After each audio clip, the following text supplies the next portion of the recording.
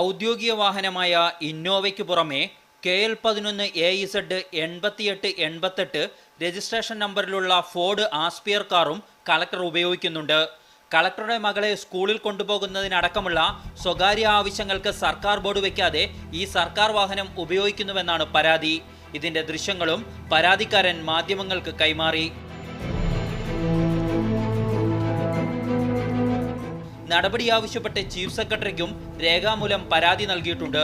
സർക്കാർ മുതൽ ചൂഷണം ചെയ്യുന്ന ഇത്തരം അധികാരികൾക്കെതിരെ, ഇത്തരം ജില്ലാ ഭരണാധികാരികൾക്കെതിരെ ഗവൺമെന്റ്, ബഹുമാനപ്പെട്ട ചീഫ് സെക്രട്ടറി ശക്തമായ നിലപാടെടുക്കണം. എന്നാൽ വിവാദം മുറുകിയതോടെ സോഷ്യൽ മീഡിയയിലൂടെ വിശദീകരണവുമായി കളക്ടർ രംഗത്തെത്തി. പണമടച്ചാൽ വാഹനം സ്വകാര്യ ആവശ്യങ്ങൾക്ക് ഉപയോഗിക്കാമെന്ന ഉത്തരവ് പോസ്റ്റ് ചെയ്തായിരുന്നു കളക്ടറുടെ മറുപടി. എന്നാൽ ഇതിനെയും പരാതിക്കാരൻ ചോദ്യം ചെയ്യുന്നു. രഹസ്യമായി നടത്തേണ്ട പരിശോധനയ്ക്ക് ഉപയോഗിക്കുന്ന വാഹനമാണെങ്കിൽ എന്തുകൊണ്ട് ആ വാഹനം സ്വന്തം മകളെ സ്കൂളിൽ കൊണ്ടുപോകാനും തിരിച്ചു കൊണ്ടുപോകാനും ഉപയോഗിക്കുന്നു? കളക്ടർ അതിന് മറുപടി പറയാൻ ബാധ്യസ്ഥനാണ്. പരാതി പരിശോധിച്ച് തുടർ നടപടി സ്വീകരിക്കുമെന്ന് ചീഫ് സെക്രട്ടറിയും വിശദമാക്കി. മീഡിയ 1 കോഴിക്കോട്.